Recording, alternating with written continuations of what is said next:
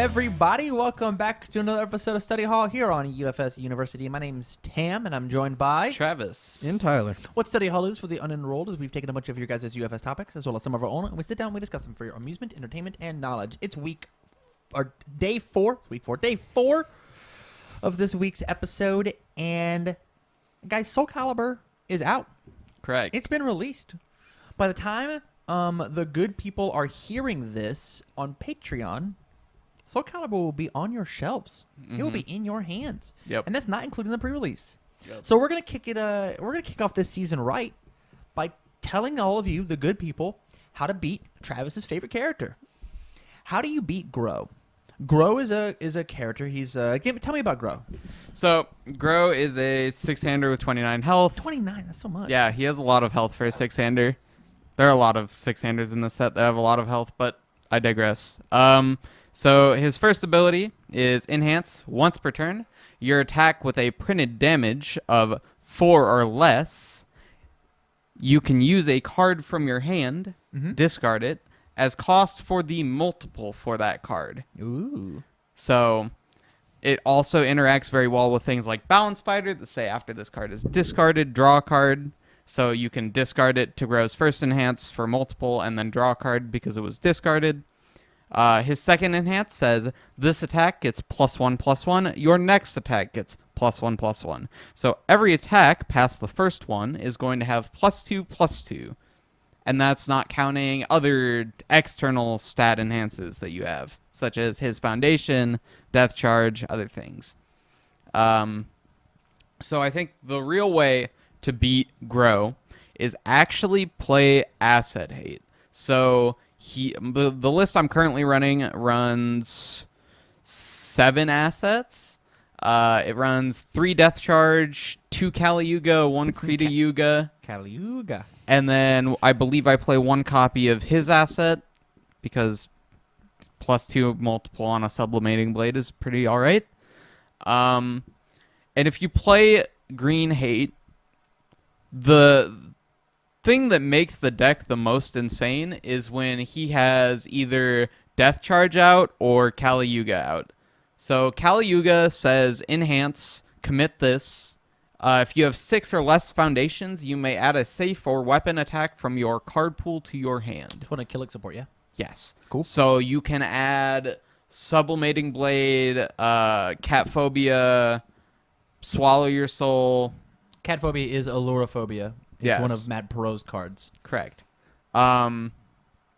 Everything in the list I'm playing is able to be returned off of it except for Windmill Punch and Flip Cat. Those are the only 2 cards that I cannot lift off of Kali Yuga. Kali Yuga. So really, as long as you have... Hold on. It's not Kali Yuga. Kali Yuga is the... Isn't that the... The 3-diff asset Is it? Yeah. Whatever. Are you thinking about You're James thinking Schwartz? about- Yeah. Which is like Kata Yuga? That's Krita Yuga. Krita Yuga? Yeah, Right. I also play that card. Oh, okay. Krita Yuga. So, Krita Yuga. so if you have Asset Hate for him, the deck is still really good, but it's not as insane because, like, with Death Charge, he can put anywhere from 0 to an extra 2 damage on all of his attacks. So, like, instead of it just being 2/2, it's now 2/4. So, like, 2/4 on every attack is really strong, obviously. Play Stoneman. There you go. I did it. Or play Stoneman, but I was going to say Prepare to Fight. Prepared Fight also does it. These are really good answers. yeah. The other thing that we can do is flip his attacks after they resolve, especially if you're in a Sublimating Blade environment. Yeah. What's his face?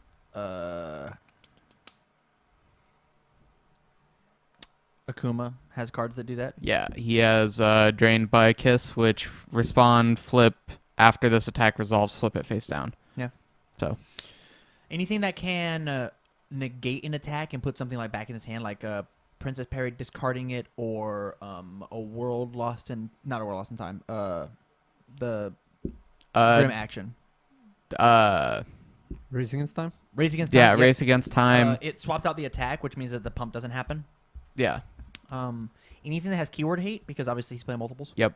You can also play stuff like along the same lines of discarding attacks like Yoshimitsu's action, which is Shikisoku Zeku, I'm I very believe. impressed that you remembered that without having it in front of you. Yeah. That's very impressive. So that, and there's also, I guess, pulled by Tamajijin is rotating, so that wouldn't work. But just stuff along those lines that discards attacks, or Swordfish is another good answer. Asterisk, because it gives him momentum. Sure. Yeah. But yes, it's a good answer. Swordfish into something along the lines of like if you are off-sembling, I guess. Like I think that Or even if you're just playing death, you have Spaceland is good. Some sort of momentum hate is that good.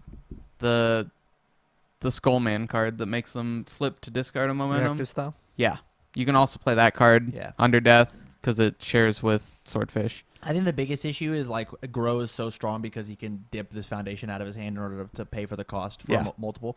So he actually doesn't have to have any momentum ever. Yes. He does not need it. He doesn't ever have to take it. Like, and he then seems really good versus Jeddah. Like, yeah. He's like super, super good. And then Sublimating Blade kind of extends that.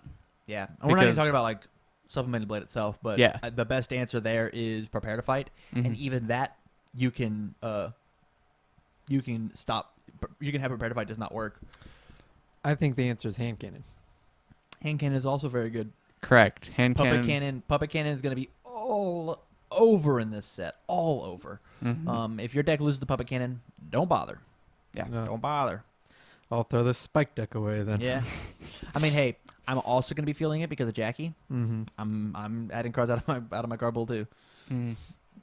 Yeah. Yeah. I think that's Have you thought about- honestly the best answer for him. Have you thought about doing that with a Sublimated Blade, using itself as one of the multiples?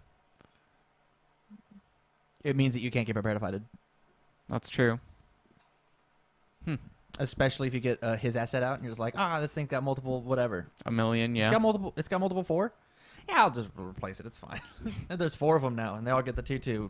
Nice. Yeah, grow and then multiple. Yeah, that seems good. Yeah. I never actually thought about it because I forgot that it doesn't say you have to use other attacks. You can use it. Does it not say others? No, it does not say other attacks. I'm pretty sure. I'm Yeah. pretty sure it just says We'll double printed check 3 or less. just to make sure. But yeah. What other foundation hate can we possibly have? On the same track as Stoneman, we could play Telekinetic Mastery, which is a Stoneman on a foundation. Correct. And that card is very, very good versus him. You just minus all the damage or minus all the speed whenever you want to block. Yep. I think Raiden would be very good against him. Correct. Yeah, Raiden is definitely really good. Hey, your next card has to be a foundation, idiot. Yep. Yeah, I think there's a bunch of really, really rad stuff. A bunch of rad stuff. Anything else you can think of on how to beat Groh? No, not really. Have good speed resets. Correct. Have good multiple speed resets, like for multiple attacks. So like Balance Fighter or something to put printed damage or speed back to 0. Yeah. Like those cards are really good. Like Cool and focused. Cool and Focused and Confronting Jeddah and Balance Fighter. Like all of those are like super good options. And Refusing to Let Go. Refuse and Let Go, Survivalist, because like it comes in with the 1/1 floating, and you're just like, I'll respond to Survivalist and put it back to printed. Yeah. All right. Do you want to grow for +1/+1? I'll take 1. It's fine. Cool and focus does say return to printed zone also, right? It does. Right. Correct. Then it's So it's- very good in multiples because multiples printed zone is mid. Yep. So it returns it to a 0 mid, which is pretty neat because it means you're almost guaranteed blocking it. There's no way you can't block it. Even with like Akuma, you're still gonna block it. Yeah. That's a lot. You could check a 1, but whatever. I think that's it. I think that's Groh. I think Groh's just he plays some really good meat and potatoes UFS. And if you don't have a way to deal with multiples in your deck, maybe just race him. I mean, just kill him fast, and he can kill you. So he's just he's a really generic character, and there's so many ways to actually build him. Like you don't even have to go the route that I went because at the end of the day, he says 2/2 on every attack past the first one. Yeah. Which obviously lends itself to multiple strategies, but you can just play generic attacks that are good. Yeah, if you've got an attack that says like its printed speed or damage is greater than printed, do this cool thing. Yeah. Nailed it. Yep. Mm-hmm. Yeah. Yeah. So with that, we're going to bring this episode to a close. Thank you very much for watching, listening, consuming this product. Remember, if you like the content, please go out to patreon.com/UFS University. Throw us a couple bucks. It really helped out the channel. We're trying to get paid for doing this and make this like a full-time thing. That'd be really rad. Wouldn't it be rad, Tyler? It'd be insanely rad. Wouldn't that be rad? That Travis? would be sick. So- Can't wait for that in 5 years. That's the goal, right? Mhm. Let's make it 6 months. Please. Please. If you have any topics, go to Patreon or leave them in the comments down below. We'll try to get to them. Yeah. Thank you very much from all of us here. Stay learned. Get learned. Been there. See you guys.